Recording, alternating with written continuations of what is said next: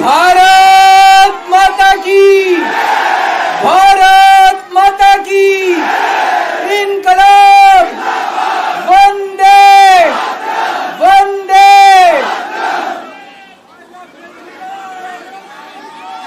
आप सब लोगों का तहे दिल से बहुत बहुत शुक्रिया। इतनी तपती धूप के अंदर इतनी देर से इतनी बड़ी संख्या में आप लोग मेरा इंतजार कर रहे हैं। मैं आपका तहे दिल से बहुत बहुत शुक्रिया अदा करना चाहता हूं। जितने लोग इस वक्त टीवी में देख रहे हैं उन सब दर्शकों का भी मैं तहे दिल से शुक्रिया अदा करना चाहता हूं। सबको मेरा नमस्कार, सबको मेरा प्रणाम। दोस्तों, सीधा जेल से मैं आप लोगों के बीच में आ रहा हूं।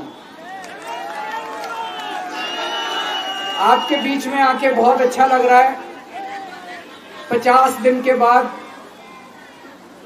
अभी अभी मैं, मेरी पत्नी भगवंत मान साहब, हम लोग कनॉट प्लेस में हनुमान मंदिर में गए थे।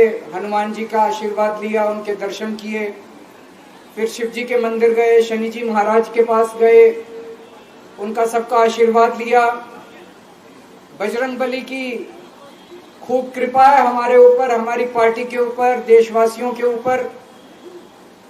उन्हीं की कृपा से आज अचानक मैं आप लोगों के बीच में हूं। नहीं तो किसी को उम्मीद नहीं थी कि चुनाव के बीच में मैं जेल से बाहर आ जाऊंगा। लेकिन ऊपर बजरंगबली की कृपा है, हनुमान जी की कृपा है हम लोगों के ऊपर, और चमत्कार हुआ और आज मैं आप लोगों के बीच में हूं।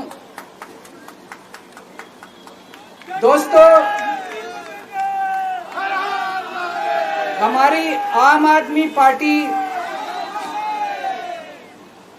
एक छोटी सी पार्टी है, 2 राज्यों के अंदर है, अभी 10 साल पुरानी पार्टी है। हमारी पार्टी को कुचलने में, खत्म करने में प्रधानमंत्री जी ने कोई कसर नहीं छोड़ी।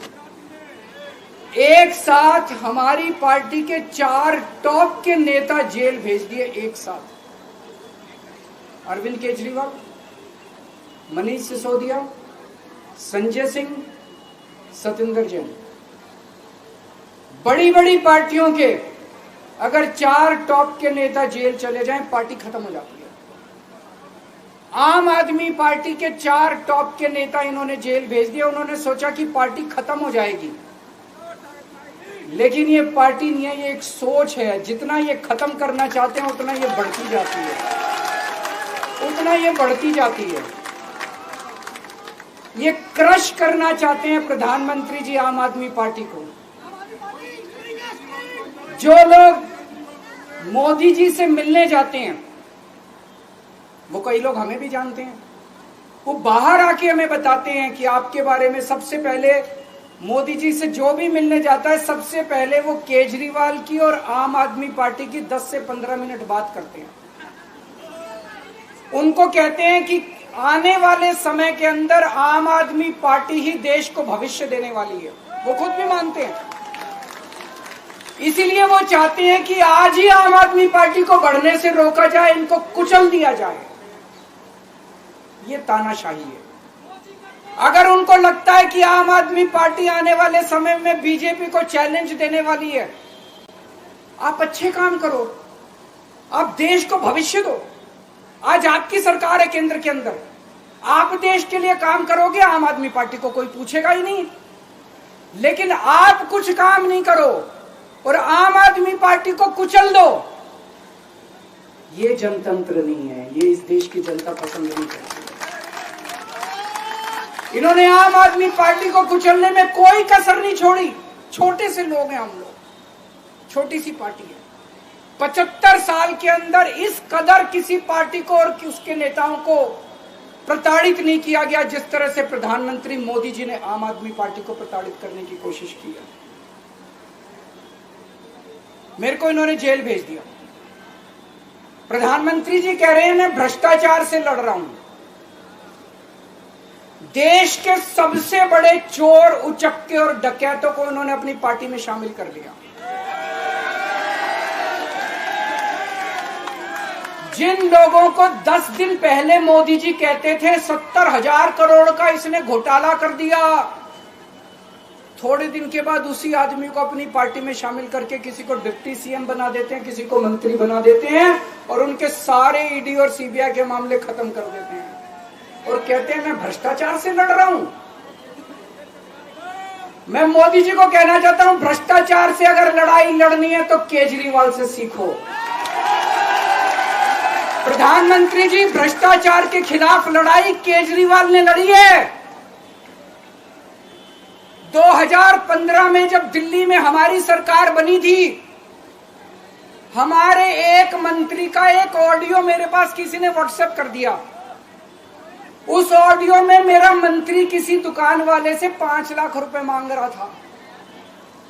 किसी मीडिया वाले को नहीं पता था, विपक्ष को नहीं पता था। आप लोगों को याद होगा, मैंने अपने खुद मंत्री को सीबीआई के हवाले कर दिया, जेल भेज दिया था अपने मंत्री को।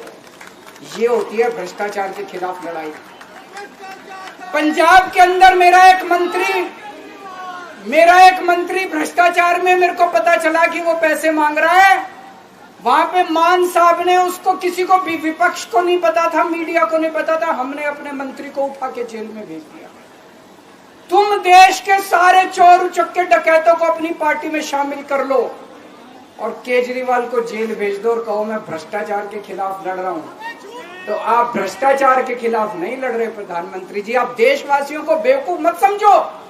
देश बच्चे बच्चे की जुबान के ऊपर हो रहा है कि सारे चोर चक्कों को अपनी पार्टी में शामिल करके और ईडी और सीबीआई के सारे केस उनके रफा दफा कर दे। केजरीवाल को क्यों गिरफ्तार किया? केजरीवाल को गिरफ्तार करके उन्होंने एक मैसेज दिया है सारे देश को कि अगर मैं केजरीवाल को गिरफ्तार कर सकता हूं तो किसी को भी गिरफ्तार कर सकता हूं। कोई केस नहीं होगा, कोई मामला नहीं होगा, तब भी मैं तुमको गिरफ्तार कर सकता हूं। एक बेहद खतरनाक मिशन चालू किया हुआ है प्रधानमंत्री जी ने, बहुत ही खतरनाक। देशवासियों को यह समझने की, अब जब मैं बोलने जा रहा हूं, समझने की जरूरत है। उस मिशन का नाम है वन नेशन वन लीडर। देश के सारे नेताओं को खत्म करना चाहते हैं मोदी जी और इसको 2 स्तर के ऊपर इस मिशन को चला रहे हैं। जितने विपक्ष के नेता हैं उनको जेल भेजेंगे और जितने बीजेपी के नेता हैं उनको सबको निपटा देंगे, उनकी राजनीति खत्म करते जाएंगे, उनको सबको निपटाते जाएंगे। विपक्ष के अंदर आज इन्होंने मनीष सिसोदिया को जेल भेज दिया, संजय सिंह को जेल भेज दिया, सत्येंद्र जैन को जेल भेज दिया, केजरीवाल को जेल भेज दिया, हेमंत सोरेन को जेल भेज दिया, ममता दीदी के कई मंत्रियों को जेल भेज दिया, स्टालिन के कई मंत्रियों को जेल भेज दिया, केरला के सीएम के पीछे पड़े हैं। अगर ये चुनाव जीत गए, मेरे से लिखवा लो एफिडेविट के ऊपर, थोड़े दिन के बाद ममता दीदी जेल में होंगी, तेजस्वी यादव जेल में होगा, स्टालिन साहब जेल के अंदर होंगे, पिनरई विजयन जेल के अंदर होंगे, उद्धव ठाकरे जेल के अंदर होंगे, जितने विपक्ष के नेता ये सारे जेल के अंदर होंगे। अगर ये चुनाव जीत गए, इन्होंने बीजेपी का एक नेता नहीं छोड़ा। आडवाणी जी की राजनीति खत्म कर दी इन्होंने, मुरली मनोहर जोशी की राजनीति खत्म कर दी, सुमित्रा महाजन की, शिवराज सिंह चौहान जिसने मध्य प्रदेश का चुनाव जीत के दिया इन लोगों ने, शिवराज सिंह चौहान ने उसको मुख्यमंत्री ने बनाया, उसकी राजनीति खत्म कर दी। वसुंधरा राजे की राजनीति खत्म कर दी इन्होंने, खट्टर साहब की राजनीति खत्म कर दी, डॉक्टर रमन सिंह की राजनीति खत्म कर दी। अब अगला किसका नंबर है? योगी आदित्यनाथ। अगर ये चुनाव जीत गए, मेरे से लिखवा लो, 2 महीने के अंदर उत्तर प्रदेश का मुख्यमंत्री बदल देंगे। योगी आदित्यनाथ की राजनीति खत्म करेंगे, उनको भी निपटा देंगे। यही तानाशाही है दोस्तों। वन नेशन वन लीडर ये चाहते हैं, एक ही तानाशाह इस देश के अंदर बचेगा, एक ही तानाशाह इस देश के अंदर बचेगा। हमारा देश बहुत महान है, 4000 5000 साल पुराना हमारा देश है। इसके पहले पिछले 4000 साल में कई मौके आए जब इस देश के ऊपर तानाशाहों ने कब्जा करने की कोशिश की। लेकिन हमारे देश के लोगों ने उन तानाशाहों का तख्ता उखाड़ के फेंक दिया। जब जब हमारे देश में ऐसा मौका आया कि तानाशाह ने हमारे देश के ऊपर कब्जा करने की कोशिश की, इस देश की जनता ने उसका तख्ता उखाड़ के फेंक दिया। आज एक तानाशाह इस देश से जनतंत्र खत्म करना चाहता है। आज एक तानाशाह इस देश से लोकशाही खत्म करना चाहता है। मैं पूरे तन मन धन से लड़ रहा हूं, संघर्ष कर रहा हूं उस तानाशाह के खिलाफ। 140 करोड़ लोगों का साथ चाहता हूं मैं। मेरे अकेले के करने से नहीं होगा। 140 आज मैं आप लोगों से भीख मांगने के लिए आया हूं। 140 करोड़ लोगों से 140 करोड़ लोगों से भीख मांगने के लिए आया हूं। मेरे देश को बचा लो, मेरे भारतवर्ष को बचा लो, मेरा भारत बहुत इस तानाशाही से बचा लो मेरे दोस्त, मेरे देश को।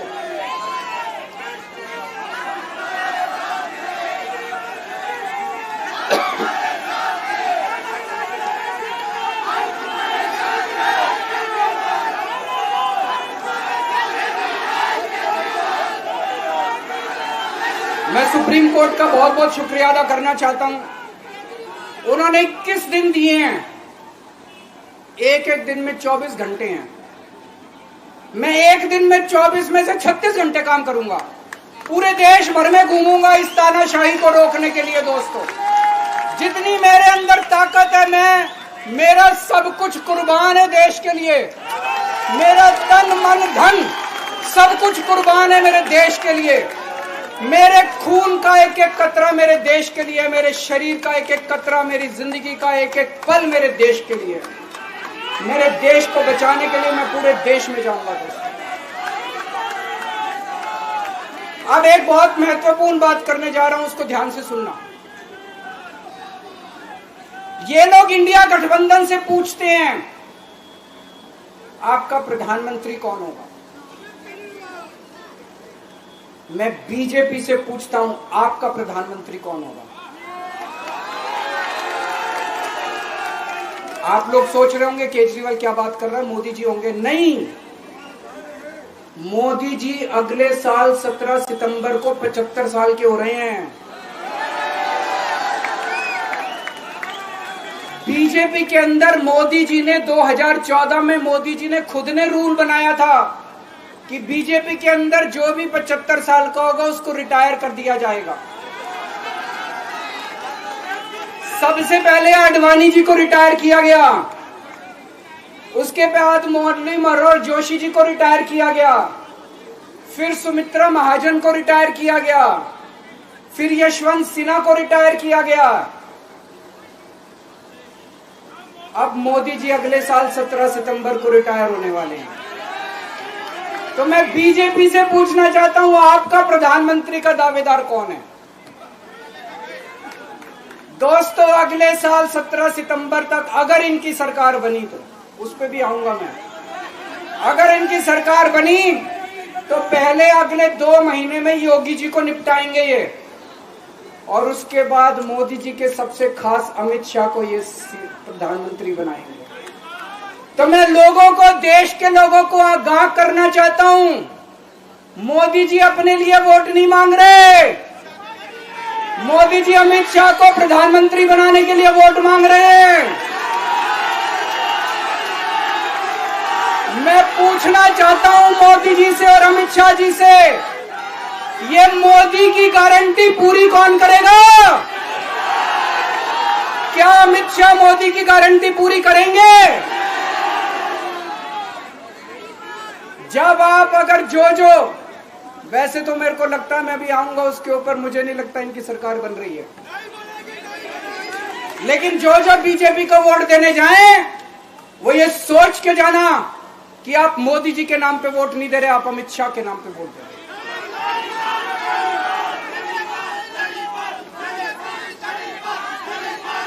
अब एक खुशखबरी आप लोगों के लिए, अब एक खुशखबरी है, सबको बता देना जो मैंने बातें कही है बड़ी सोच समझ के कही है।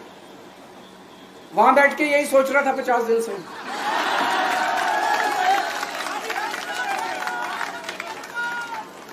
दोस्तों, पूरे देश के मेरे को बाहर निकले हुए 20 घंटे हो गए। इन 20 घंटों के अंदर भी मैंने रात भर में जनता से बात कर रहा था, लोगों से फोन कर रहा था।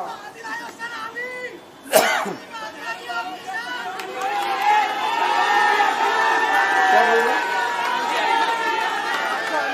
रात को आंधी आई थी।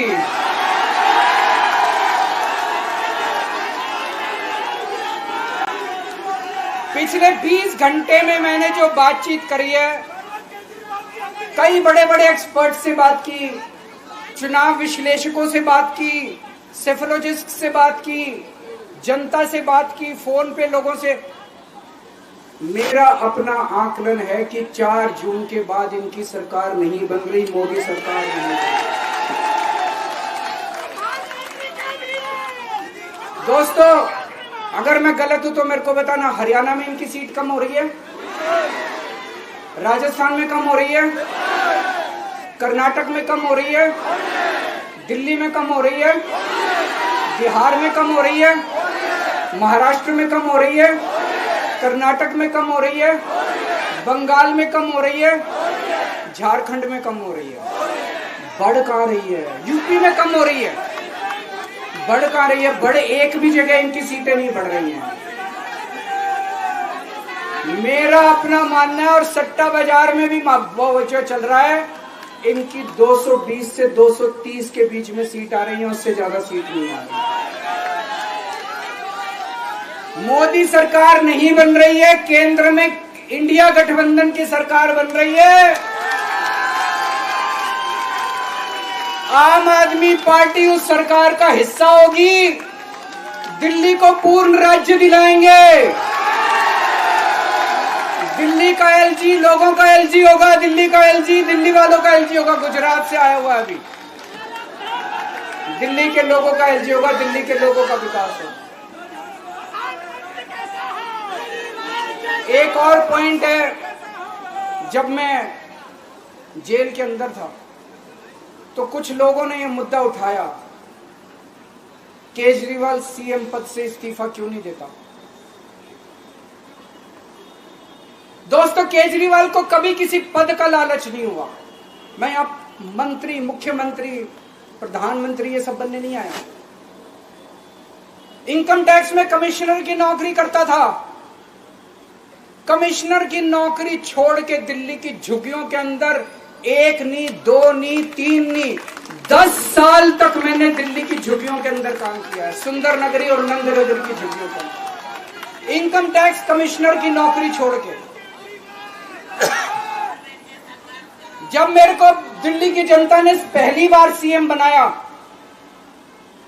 असूलों के ऊपर 49 दिन के अंदर सीएम पद से इस्तीफा दे दिया था। एक चपरासी की नौकरी कोई नहीं छोड़ता। सीएम बनने के लिए लोग अपना दायां हाथ कटाने के लिए तैयार होते हैं। मैंने खुद से अपने आप सीएम की कुर्सी को लात मार दी थी 49 दिन के अंदर। मेरे लिए सीएम पद इंपॉर्टेंट नहीं है। आज मैंने सीएम पद से इस्तीफा क्यों नहीं दिया जेल जाने के बाद?